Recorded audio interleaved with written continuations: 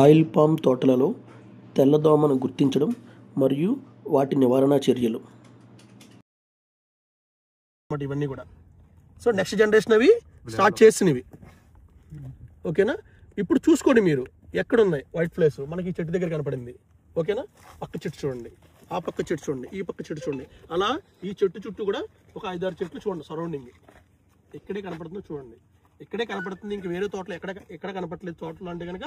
So just మనకి ఇక్కడే అవి స్టార్ట్ చేసింది అనమాట అటాకింగ్.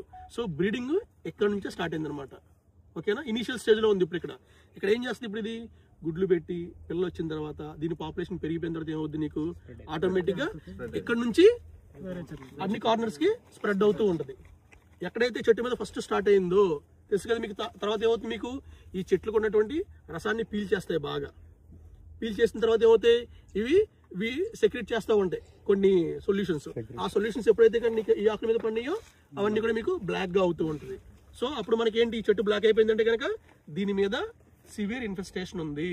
మనకి ఎక్కడి నుంచే స్టార్ట్ అయింది పెస్ట్ అని ఒక గుర్తు పెట్టుకొని మీరు ఎక్కడి నుంచి మీరు అబ్జర్వేషన్ స్టార్ట్ చేయాలి. ఎన్ని చెట్ల మీద కనపడుతుంది, మొత్తం అన్ని చెట్లకు పాకిందా.